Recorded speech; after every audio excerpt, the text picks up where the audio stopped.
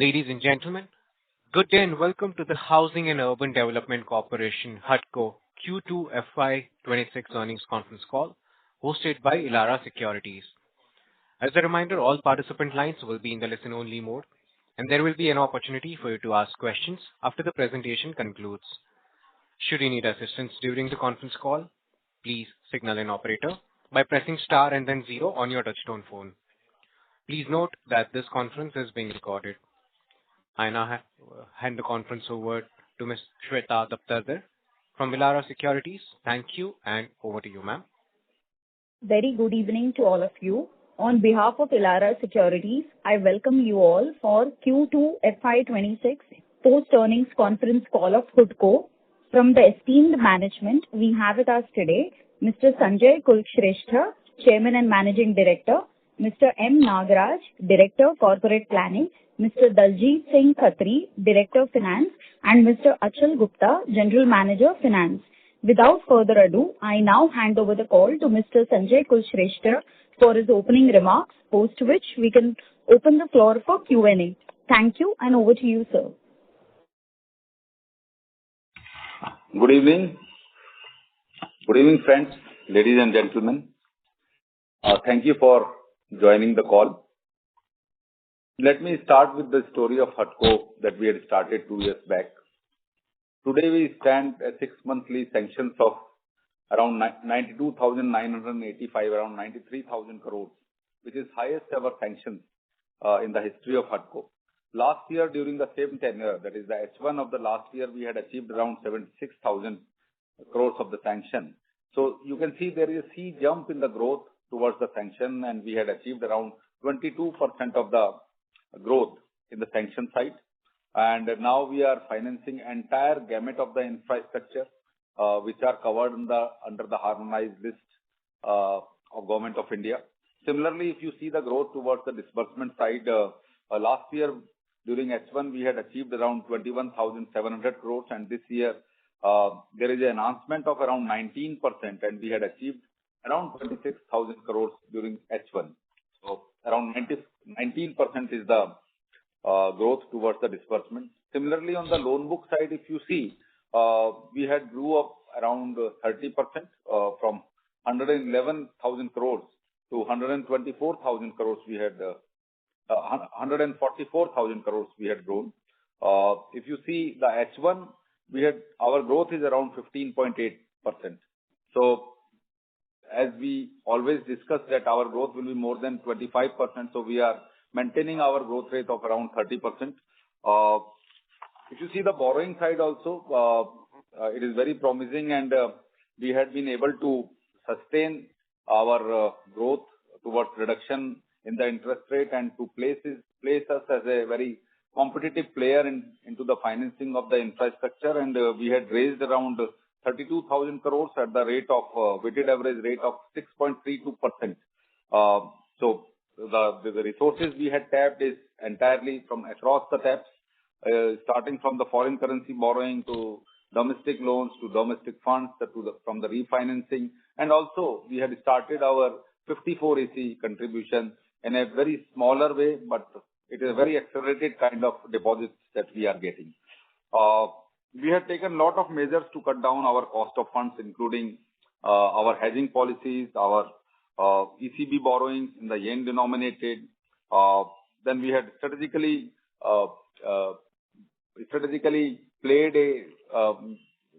placed our mechanism that how the loans will be taken, up to what rate, up to what kind of tenure it should be. Similarly, the bond, when and what kind of strategy we should be adopting while issuance of the bond. So all these measures has contributed in reduction of cost up to 6.32%, and that makes us more competitive.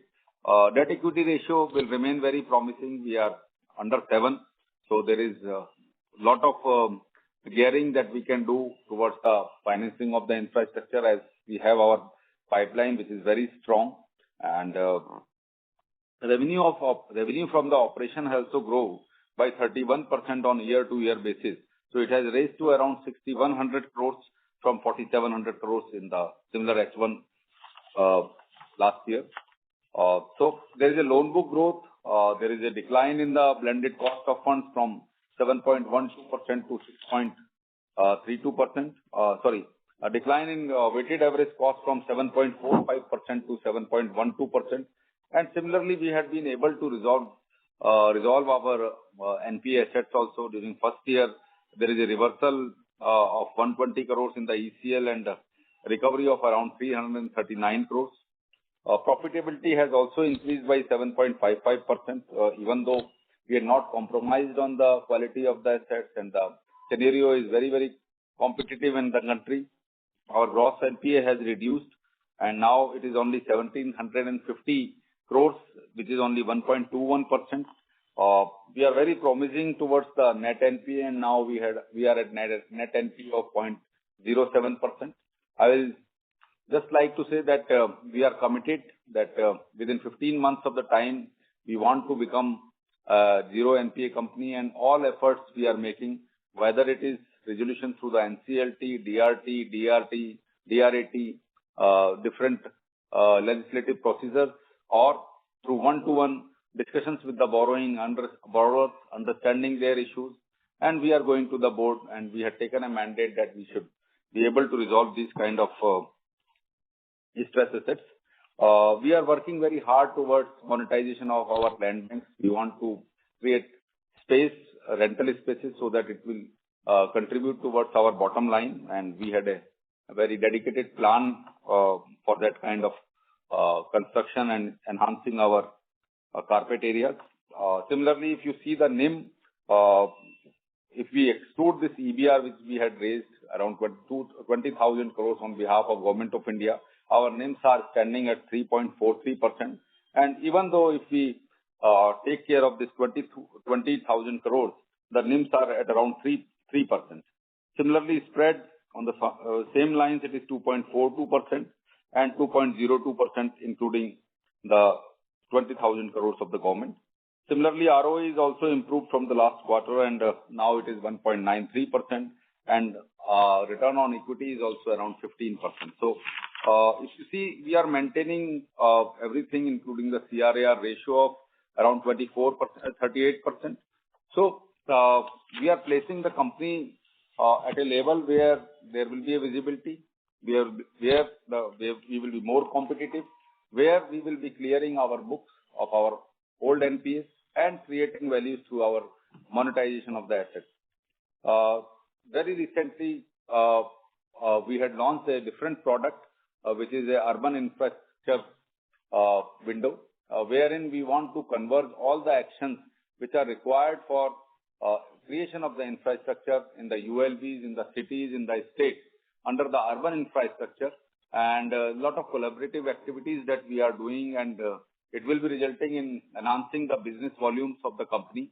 So we are discussing with all the ULBs. The program will start from their capacity building, asset monetization, project preparations, and finally, the Government of India has announced this Urban Challenge Fund in the recent budget. So we are targeting the funds, the loans required for the Urban Challenge Fund through this Urban Invest Window. So Urban Challenge Fund will become a bigger subset of Urban Invest Window. So similarly, on the same lines, for diversification of our businesses, we had started the private sector business, and all 5 sectors that we were discussing from last 1 year. So after lot of discussions with the stakeholders, we are opening up to the private sector in 5 sectors. One is the port, second is the airport, third is the road, fourth is the energy, and fifth is the real estate, which is our niche sector. So there is no target for the power sector as of now, because we will believe that entity should be strong, it will be investable grade, and similarly the projects should be backed by concessionary agreements, strong concessionary agreements, and in some cases, in other cases, it should be backed by some regulatory revenue flows. So thank you so much. Thank you for joining. So, yeah. Sir, should we open the floor for questions? Sure. Thank you very much. We will now begin with the question and answer session. Anyone who wishes to ask a question may press star and then 1 on their touchtone phone. If you wish to remove yourself from the question queue, you may press star and 2. Participants are requested to use handsets while asking a question. Ladies and gentlemen, we will wait for a moment while the question queue assembles. Again, to register for a question, please press star and then one.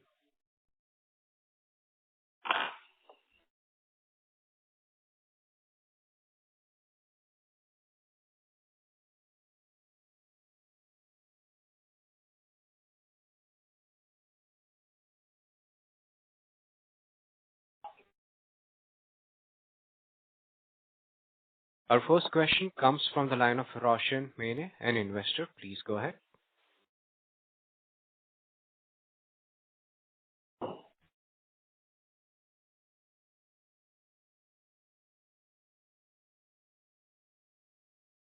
Roshan, sir, your line is unmuted. Please proceed with your question.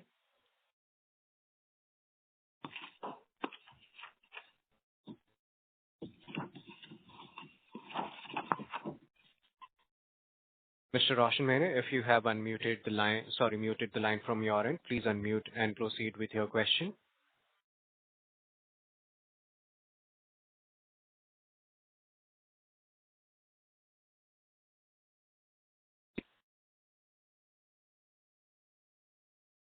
Roshan, sir, we are not able to hear you. If you can hear us, please rejoin the queue again.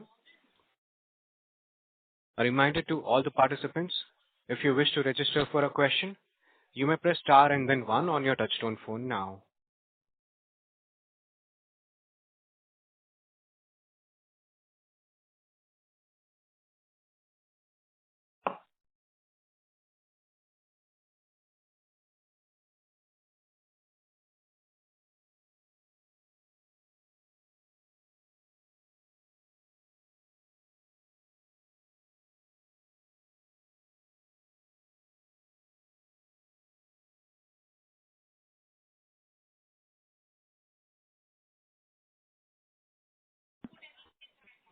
Our next question comes from the line of Mohit Oza from Elara. Please go ahead.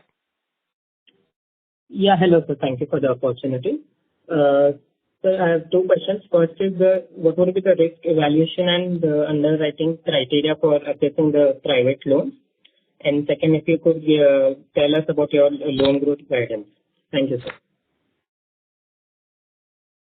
Yeah, thank you, Mohit. Regarding the private sector, we will be going with the best practices available in the market.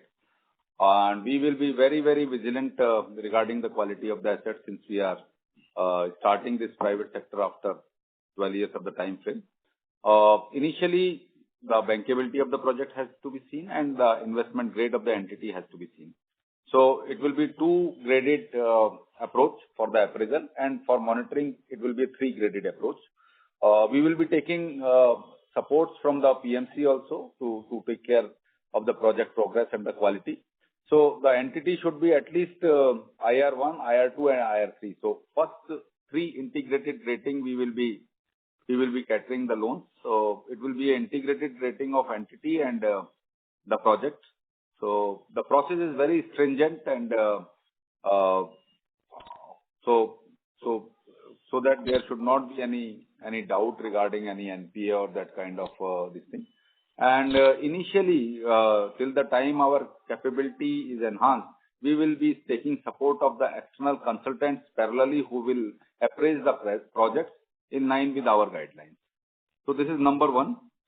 Second is the guidance on the loan. So as we already, I had already discussed that it will be plus 25% that we are maintaining, and I don't see anything to obstruct this path of 25%. So definitely it will be between 25 to 30% that we will be maintaining. And now since these two products are also added in our portfolio, that is the private sector and this urban invest window. So I think they will be working as a catalyst towards the growth of the company. Okay, sir. Thank you for answering in detail. All the best. Thank you. Participants, to register for a question, please press star and then one now.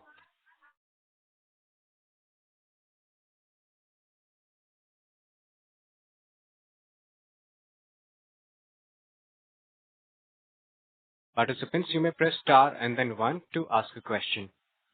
Our next question comes from the line of Rati J. Pandit from Nirmal Bang Institutional Equities. Please go ahead. Yeah, thanks for taking my question. My first question is regarding the outstanding sanctions that we are having, which could be, which could get converted into disbursements in the coming time. That is one. Secondly, our outlook on the margins. I mean, last quarter, if I remember, we had mentioned that our growth was back-ended in the first quarter because of that NIMs were not that not that great in the first quarter. But now also we are seeing that we are having around 3% NIMs, excluding the EBR portion. So, what is our outlook on the margins? If we can expect some improvement over here. And my third question is regarding the with respect to the remaining NPAs in consortium and outside that, what are the resolution plans? Yeah. So you had asked three questions. Yeah, One first is regarding the sanction. So the sanction process starts from the signing of MOUs. So we have outstanding MOUs signed up to the extent of around 7 to 8 lakh crores. This is number one. Then the documented schemes are also around 2 lakh crores, which will be converted into the disbursement. So non-documented, another 1 lakh crores schemes, the projects which are there, which needs a loan agreement and documentation, which are at several stages. So we have a clear pipeline of around 3 lakh crores of the sanctioned projects, out of which 2 lakh crores had already been documented, agreement had been done. 1 lakh crores at various stages, and we are discussing regarding the documentation. So this is number one. You had requested regarding the profitability. I think we are maintaining our profitability in line with our guidance, that is around 2% of the spread and 3% of the NIM, irrespective.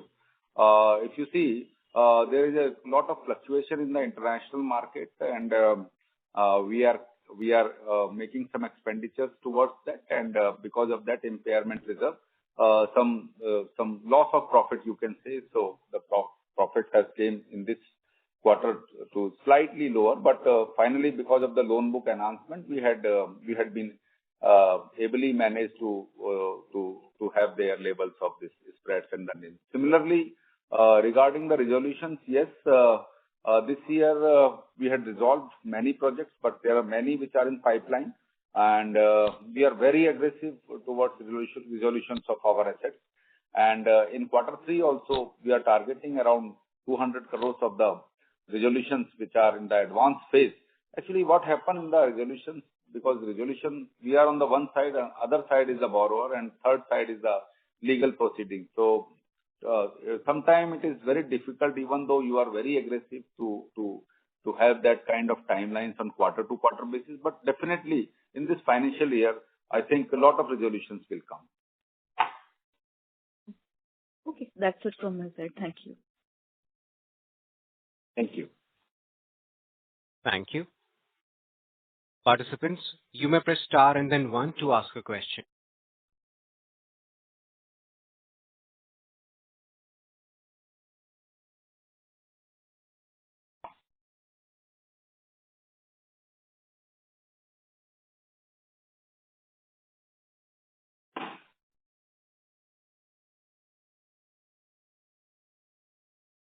A reminder to everyone, if you wish to register for a question, please press star and then one. Our next question comes from the line of Sunil, an investor. Please go ahead. Yeah, my question is related to the forex fluctuation. I just want to understand the currency fluctuation, especially in terms of dollar. Do we have such kind of borrowing which can affect our margins in short run and long run? Yeah, sure.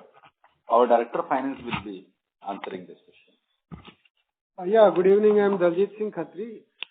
We have two kinds of foreign currency borrowings. One is FCNR, those having maturity up to 1 year, and then we have external commercial borrowings having maturity of 5 years.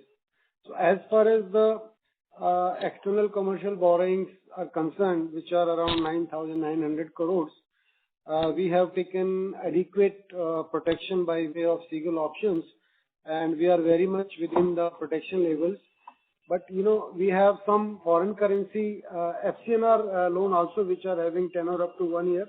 There, the volatility is more, and there we have some losses we have booked in the last 2 quarters. But now we have protection.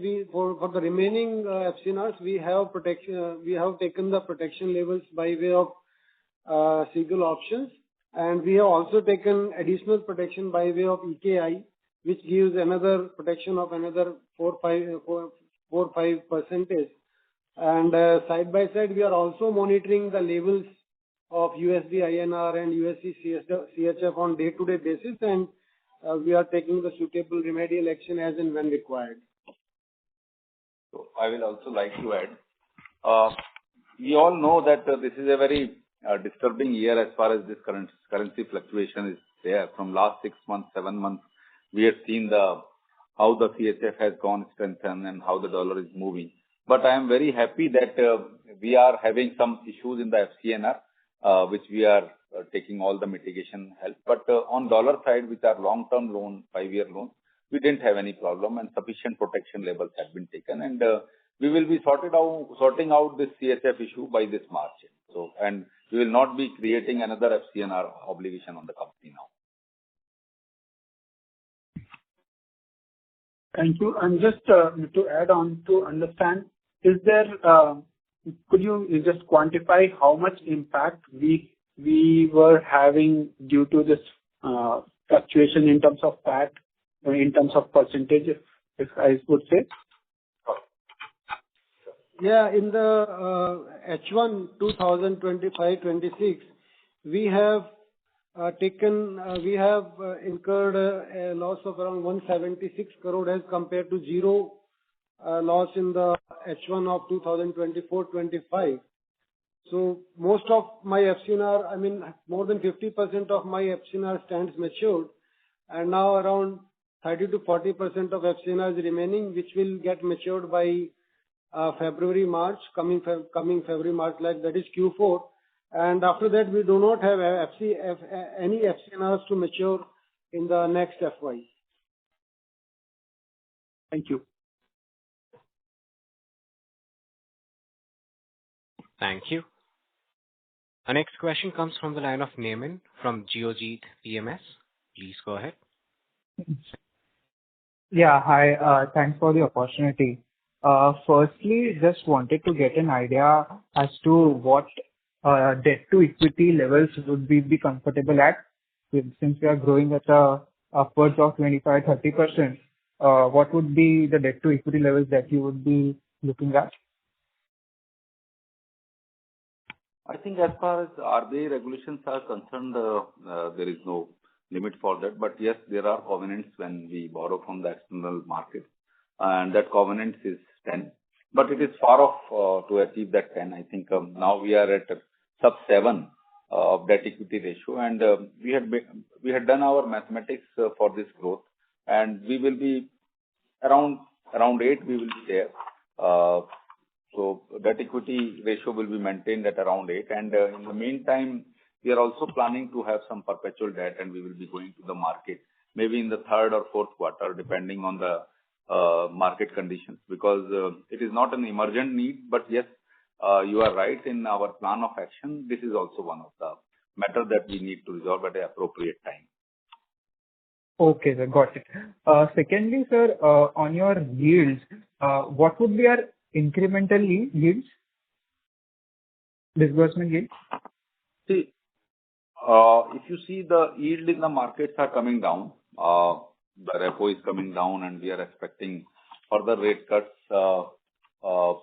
And now it is around 2%, and I think that will be maintained. So that will not be. Okay. Okay. So yeah, sorry. Yeah, please. So regarding the yield, it's around 9%, 9.21%. Even though the market has came down, our cost of funds has came down, we are being able to sustain that kind of yield of around plus 9%, 9.2%. Okay. Okay. So what portion of our book would be fixed? I mean, is there any portion of our lending book that would be fixed in nature? Sorry? Fixed rate of interest bearing. There is no fixed actually. If you see, everything is floating after a year. So all our loans are 1 year reset, and there are some loans may not be 2, 3, 4% more than that. They are fixed for 3 years, and then the reset is done. So it's a win-win approach as a NBFC. So on our lending side, there is a reset on the day the repo cut comes for a domestic loan, but the transfer or transmission of that rate cut comes at the time of 1 year reset. Okay, sir. Got it. Got it. Sir, when we look at our now when we are venturing into the private side of the market, so would our yields be at similar levels, or would it be at a higher level? And what sort of competition do you foresee in this market? Actually, there is no straight line answer for this, but yes, at least these levels will be maintained.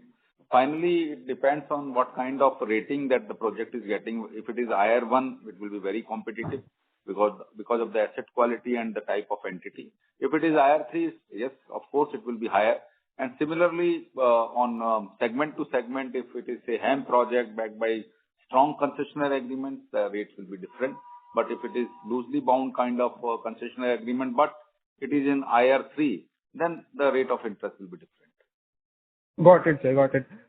So next on your NIMs, when you say that 3 to 3.3% NIMs could be maintained, so is there any fixed percentage of fee that certain projects are being charged? Is there any particular benchmark that is supposed to be charged over and above your yield?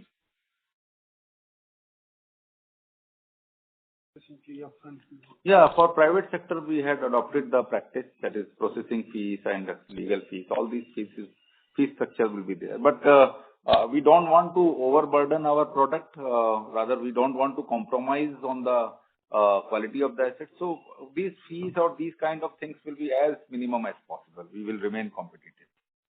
So we are not treating these kind of things as our right. Perfect. Perfect. And lastly, sir, just to get an idea, what would be our sanctions to disbursement lag? I mean, time lag between sanctions to disbursement? Starting from 3 months to 1 year. Starting from 3 months to 1 year. Okay. Okay, sir. Got it. Got it. And lastly, sir, on your PMAY thing, would you like to comment anything that we will be seeing any disbursement coming in the second half of this year, or will it be in FY27?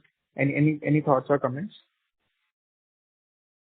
I cannot comment on the time of disbursement, but as of now, we had not sanctioned. No state has came forward to take the loan against the counterpart requirement of that state. Perfect. Thank you. Thank you so much. That's it from my side. Thanks a lot. Thanks. Thank you. Our next question comes from the line of Gaurav Kochar from MLP. Please go ahead. Yeah. Hi, sir. Good evening. Thanks for the opportunity. So there are a few questions. Firstly, on the forex loss in this quarter, you mentioned that now the hedging process has changed. So maybe if you can highlight till what level of, maybe for both the currency, both USD CHF and USD INR, till what level are we protected from here? Just hypothetically, if the currency were to depreciate another 3-4% from here, are you still protected in terms of, will you still see loss in the P&L, or will you not see any loss in the P&L? Yeah, our Director of Finance will be answering that. Sure. Good afternoon again, Daljit Singh Khatri this side. Yeah, we have around $400 million USD of FCNRs coming for maturity in Q3. And out of that, 175 million is in November itself. Remaining will be in December. And the protection levels as of now, all the three are in the, within the limits. As far as dollar is concerned, USD, INR is concerned, they are above 89. And USD CHF are also around 79. But yes, protection levels, all these deals are presently within the protection levels. But going forward, seeing the volatility, we are taking alternative measures. We are trying to partially unwind some of them and taking the full hedge again by bearing cost. Because if I leave it with unattended, it may lead to a loss, a higher loss. But if I unwind and take unlimited protection, again, it will lead to a saving of around 50% of what the potential loss could be. So we are on day-to-day basis monitoring the situation and taking the extra protection as and when it is felt appropriate. Sure. So, sir, if the currency remains at the current levels, there will not be any loss in the coming quarter. Is that a fair sort of assessment? Yes. As of now, if it doesn't further deteriorate, that is why we are doing it, monitoring on daily basis, and wherever required, we are trying to take some additional protection at some additional cost, so that the loss minimization can take place. Right. Understood. Perfect. Thank you so much, sir. Sir, my next question is with respect to the sanction to disbursement that you mentioned. And given that this quarter we saw a very strong sanction, so our 1H sanction is already 90,000 crore plus.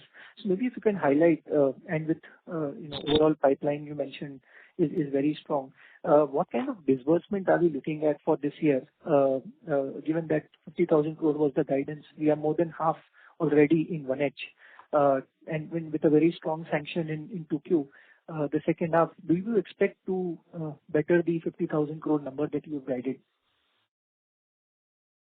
So as a principle, we had taken a position that as far as possible, we will try to spread our disbursement on quarter-to-quarter basis. And I am very happy that we are trying to maintain that. If you see the last year pattern also, it was evenly distributed quarter-wise, and we had achieved 40,000 crores. This year also, more or less, it is evenly distributed disbursement on quarterly basis. In first quarter, it was 11,000, 12,000. Then we had slightly increased in the quarter to something slightly better than that. Now we stand at 25,000 crores. For this year, we have a target of 50,000 crores of the disbursement, out of which in first half yearly we had achieved 50%. So the target is 50%, which is a growth of around 25% on year-to-year basis.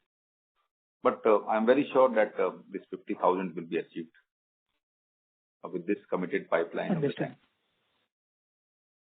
Understood. And sir, with respect to the AUM growth, if the sanction or the disbursement will be 50,000 crore, the AUM growth can be 30%, which is the number you've reported this quarter as well. And going forward, if the sanction pipeline is strong, what kind of growth are you expecting for FY27? So 2 years back, we had targeted that by March 26, our loan book will become 1.5 lakh crores. And we had already achieved 1.44 or 1.45.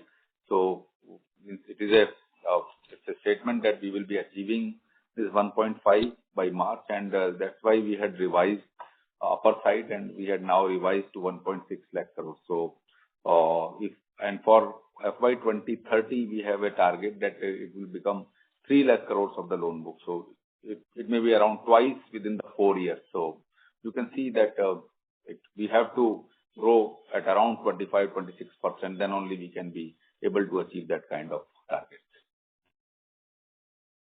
Okay, so maybe in FY27, 25% growth looks possible. 25% plus growth looks possible, even for FY27. Yeah, I think with these kind of sanction guidances, it's achievable. 25-27% of the growth is achievable. Understood. Sir, my next question is on margins. So in the last quarter, you mentioned that margins will expand and probably go towards 3.1-3.2% mark. So this quarter, we already we have seen improvement. If I look at just this quarter, there was an 8 basis point kind of an improvement, but still lower than what we had guided. So maybe in the second half, with cost of fund coming down, you have indicated that the incremental cost of fund is at 6.32. So with all these measures, where do you think the second half margin trajectory could be? Can we get closer to the 3.1, 3.2 sort of range that we were there earlier in the second half of last year? Yes, definitely. Definitely we will be achieving. Actually, if you see, the NIMs has slightly down because the resolutions has not came in that particular quarter. If you compare the on year-to-year Q2 of the last financial year, we had got income of more than 200 crores after resolution of some of the assets. This year it is only 16 crores, around. How much? 16 crores is this income. Recovery.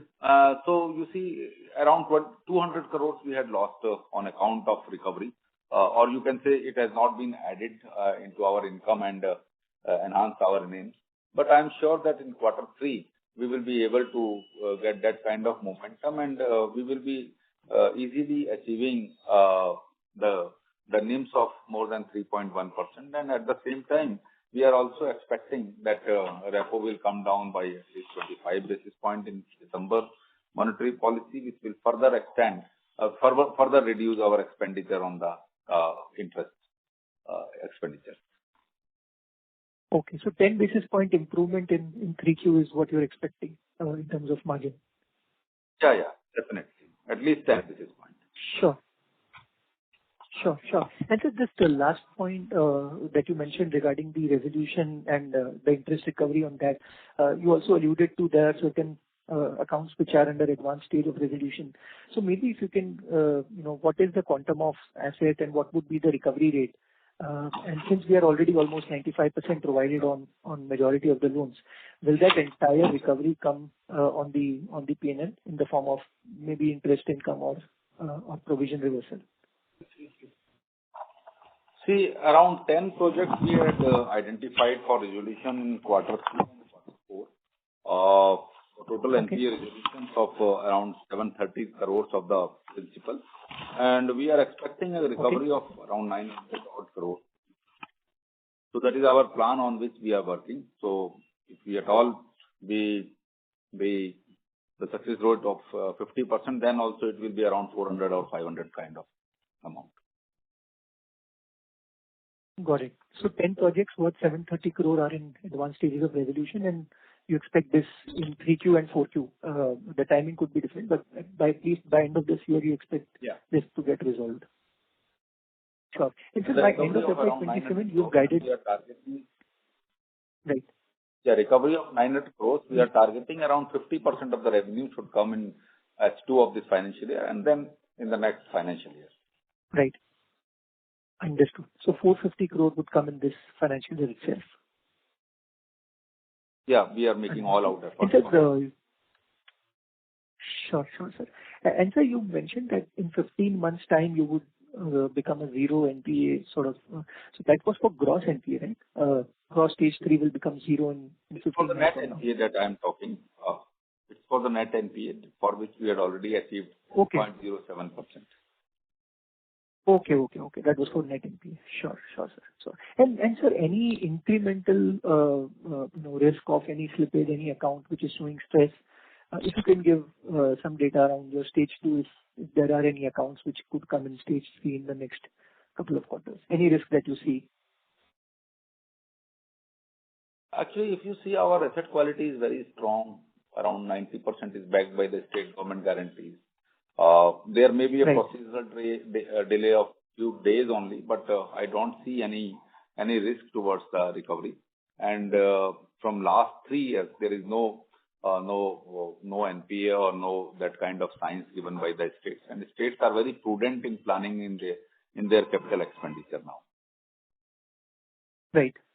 So no risk that you are seeing of any account slipping into NPA in the next couple of quarters. Great. So, and so just one last question from my side regarding this urban invest window that you indicated. Maybe you can throw some light on the size of the opportunity, and as the organization, what kind of maybe in FY27 or over a medium term, what kind of opportunity do you see yourself participating into in this loan, and whether this new opportunity would be with similar spreads as we currently hold, or will it be at a higher spread? I think we are repurposing the business of the HUDCO in line with the objective of the Government of India of Viksit Bharat 2047, and just 22 years are left for that target. And for any country to become a developed, cities are the face of that country. We are identifying 50 odd cities which will come to the global standards, and we are discussing with our ministry and the government. So huge funds are required, and we had seen the studies around 80 lakh crores of the funds are required till 2036. If you see, around 5 to 8 lakh crores of the funds are required on year-to-year basis. Presently, we are spending around 2.5 lakh crores on yearly basis. A part of this which is coming from the Government of India and state government and HUDCO and other financial institutions. So accelerated growth is required, and with this perspective, this UI window is a very proactive initiative of the HUDCO and the Government of India, wherein it will be the business, it will be the loan growth, but at the same time, the capacity building, the absorption capacity of the urban local bodies, the cities, the states. So we will be working from three fronts. One will be the capacity building, and we have our institutions. So there will be a big program which will be supporting the states. Then it will be the asset registers, maintaining of the asset registers and converting these assets into the bankable projects. And third will be the financial closure. So HUDCO will be doing the financial closure and taking the help of the multilateral institution for that to spread the best practices. So it's a very inclusive kind of step that HUDCO has taken, and definitely the loan book will be strong, the asset quality will be strong, and there will be an accelerated growth in the loan book in line with the national objectives. Sure, sir. But specific to this, any numbers internally maybe you have targeted or budgeted for next year under this program? Any sort of numbers that you can share? Yeah. That will be helpful. Definitely. You may be knowing that the Urban Challenge Fund has been launched by Government of India in the budget speech of Honorable Finance Minister. So 1 lakh crores will come from the central government as a subsidy. 1 lakh crores has to be arranged by the state government. So we are targeting 1 lakh crores of the state government requirement. So that will be one part of 1 lakh crores, that is a business potential for HUDCO. And 2 lakh crores has to be arranged by the PPP players. And now since we are starting this private sector also, so that can also be a potential opportunity for HUDCO to grow. Okay, understood. And sir, under how many years or total how many years will this entire 1 lakh plus 2 lakh will be sanctioned or disbursed over what time period? Sanction will be done, I think, within a 1 year or so, 18 months of the time, and the disbursement will take another 2 to 3 years of the time. Okay, understood. That's very helpful, sir. And just on the spread, will this incrementally be at a similar spread, higher spread, lower spread versus what you are currently holding? Actually, if you see the HUDCO belief or our mission, we doesn't load our projects with a lot of spread. So we will be maintaining our current rate of plus 2% of the spread and plus 3% of the NIMs. Because we want finally the project should sustain the repayments, it should be viable, sustainable and bankable. Understood. I think very, very helpful, sir. Thank you so much. That's it from my side. And all the very best. Thank you. Thank you. Next follow-up question comes from the line of Mohit Oza from Elara. Please go ahead. Yes, sir. Thank you for allowing me follow-up question. Sir, just again, if you could give additional details on this urban invest window and some color on the overall sanctions pipeline. Thank you, sir. So overall sanction pipeline is already very strong, and I think the same pace will be maintained in a couple of years. A lot of opportunities are there. Urban invest window, actually, if you see, it's a comprehensive approach towards creation of the asset in entire country, and we are talking about the bankable project. So if we are talking about any bankable project in urban infrastructure sector, I think HUDCO is the only sector agnostic company which will be looking upon, and we are under the Ministry of Housing and Urban Affairs, which is looking after all the urban affair projects. So we are getting that kind of natural benefit, and as I had already spoken that this window will work in three phases. One is the capacity building, another is the asset mapping and making the assets bankable, and third is the financial closure. So a lot of push will come in a very financially prudent manner. in a very projects will be implemented in a very accelerated manner, and it will be a convergence of lot of things. If you see, there will be consultants, there will be transaction advisors, there will be capacity building kind of institutions, there will be multilateral banks, issuance of the bonds. So we will be taking care of lot of things and creating value in our work. Okay, sir. Yes, that's helpful, sir. Thank you, sir. Thanks. Thank you. As there are no further questions, I would now like to hand the conference over to the management for closing comments. So thank you, friends, for joining. It's a wonderful discussions and lot of takeaways we had taken from your questions. And I can assure you that our growth story is not temporary. Whatever we are saying and we are believing, that is being translated, as you may have witnessed. And the same way we will be catering to our responsibility as a listed company. And rest assured that our names, our spreads will go on like on the same manner, and business growth will also always be there. There are a lot of opportunities within the country. If you see, the Housing for All program is there, Amrit 2 is there. We are also trying to start how we will be funding these metro projects, and we are working with lot of multinational institutions. So I will not talk in length about that, but what I can tell you that the potential is enormous.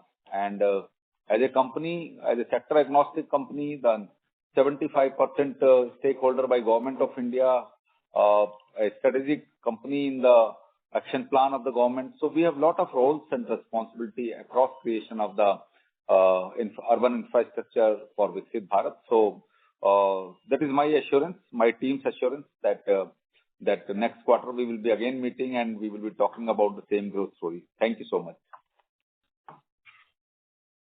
Thank you. On behalf of Elara Securities, that concludes this conference. Thank you all for joining us, and you may now disconnect your lines. Thank you.